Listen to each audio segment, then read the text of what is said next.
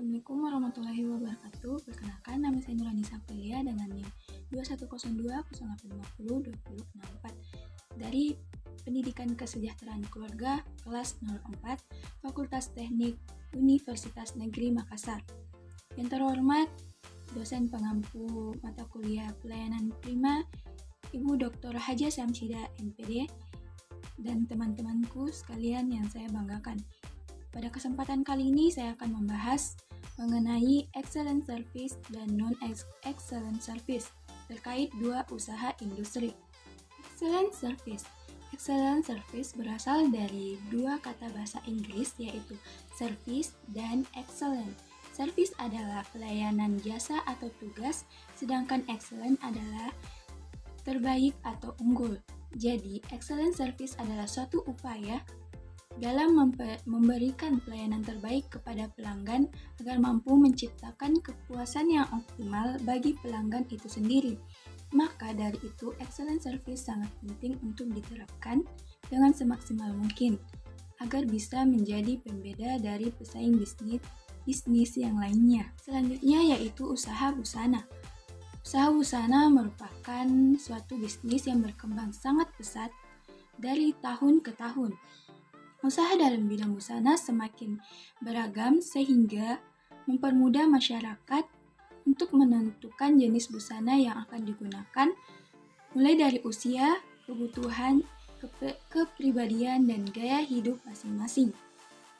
Toko Geronto Serba adalah salah satu toko usaha busana yang saya ambil dari salah satu contoh penerapan excellent service yang baik. Toko Geronto Serba berdiri sejak tahun 2011 hingga sekarang. Beralamat di Jalan Pengayoman samping Pasar Segar. Buka setiap hari mulai pukul 8 pagi hingga jam 10 malam. Memiliki kurang lebih 30 karyawan. Selanjutnya yaitu aspek 4P. Yang pertama yaitu produk. Bahan yang berkualitas dan fashionable. Yang kedua, price. Harga yang cukup terbilang murah dan terjangkau oleh semua masyarakat. Yang ketiga yaitu place. Berada dekat jalan raya dan penginapan. Dan yang keempat yaitu promote. Secara online, offline, dan dari mulut ke mulut. Selanjutnya yaitu aspek 6A. Yang pertama yaitu attitude atau sikap. Sikap yang diberikan cukup baik. Yang kedua yaitu attention atau perhatian. Perhatian yang diberikan oleh pelanggan menjadi salah satu contoh dari perusahaan Geronto Serba yang diterapkan, yaitu dengan memperhatikan setiap pelanggannya agar merasa puas. Yang ketiga yaitu ability atau kemampuan. Kemampuannya dalam memberikan saran yang tepat untuk si pemakai yang lebih layak, seperti laki-laki berpakaian seperti apa yang layak untuk digunakan.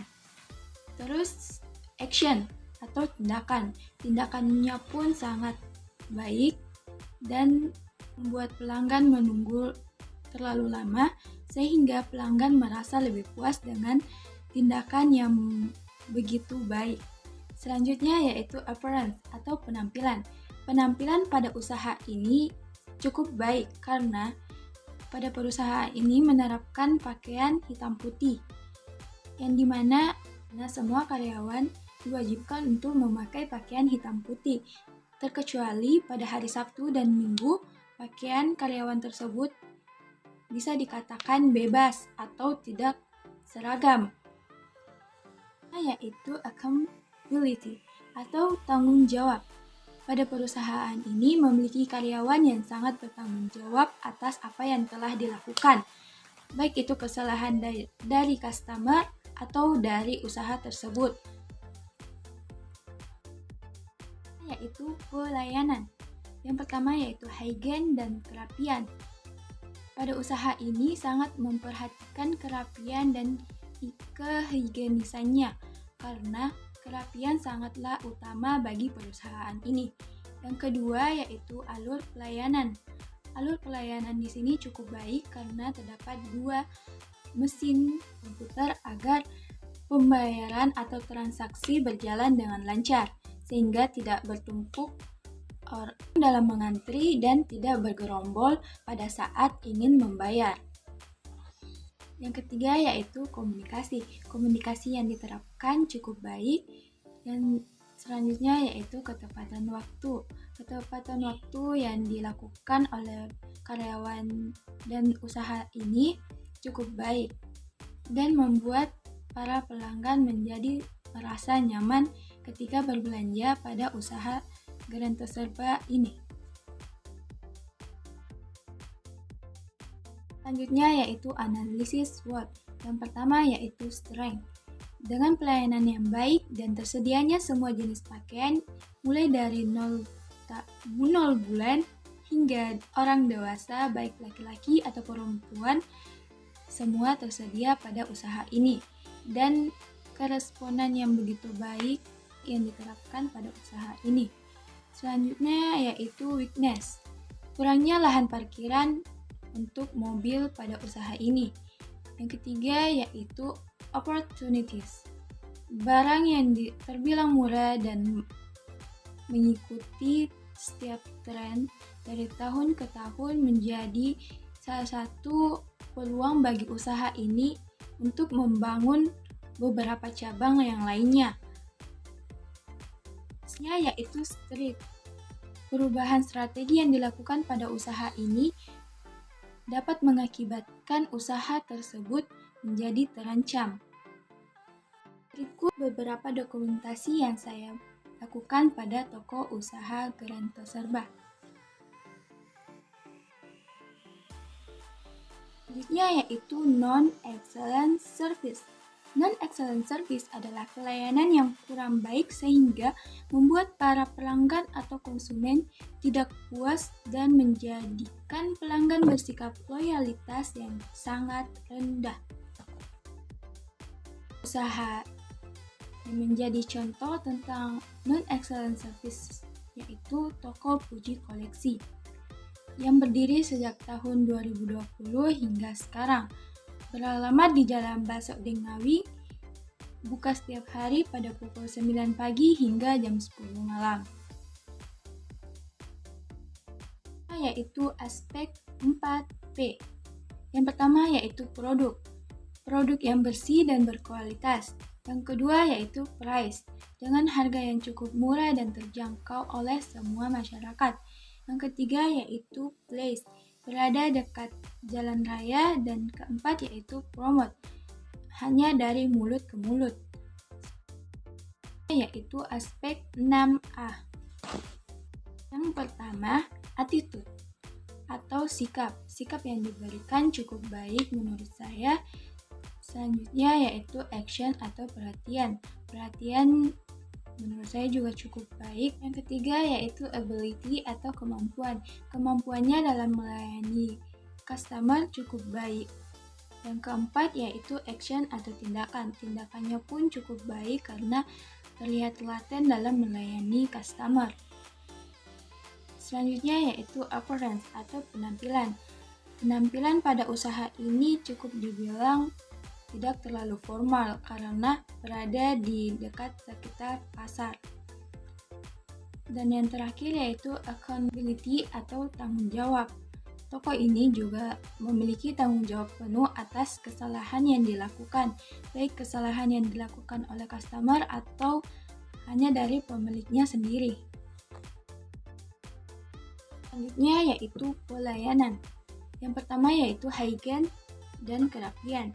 Hygiene dan kerapian juga sangat diterapkan oleh perusahaan ini. Walaupun hanya di rumah atau hanya sekitar ruko-ruko yang ditempati, tetapi kerapiannya masih tetap terjaga. Yang kedua yaitu alur pelayanan. Alur pelayanan pada usaha ini cukup baik, walaupun hanya satu orang yang melayani. Yang ketiga yaitu komunikasi. Komunikasi juga yang diterapkan itu cukup baik. Dan yang keempat yaitu ketepatan waktu.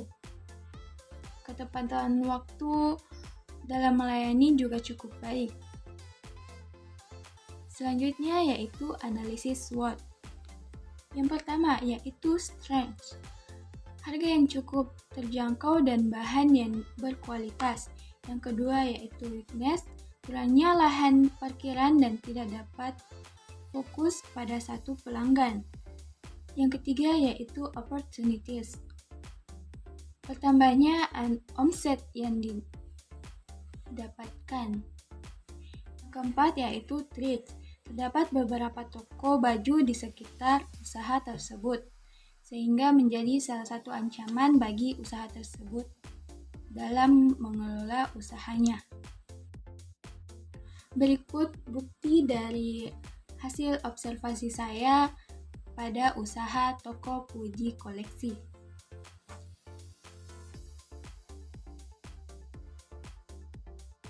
Itulah tadi hasil observasi saya dari kedua usaha mengenai excellent service dan non-excellent service. Kesimpulan saya dari hasil observasi pada hari ini yaitu pelayanan yang baik akan memberikan dampak yang baik pula pada perusahaan dan pelanggan. Namun jika sebaliknya maka akan berdampak buruk bagi perusahaan dan mengakibatkan berkurangnya loyalitas yang baik dari pelanggan. Dikutip dari perkataan Pak Mario Teguh, bila kita mencari uang, kita akan dipaksa mengupayakan pelayanan yang terbaik, tetapi jika kita mengutamakan pelayanan yang terbaik, maka kita akan yang dicari uang. Baik, mungkin itu yang dapat saya sampaikan. Kurang dan lebihnya mohon dimaafkan jika ada salah-salah kata. Mohon dimaafkan. Wabillahi taufiq wal hidayah. Wassalamualaikum warahmatullahi wabarakatuh. Terima kasih.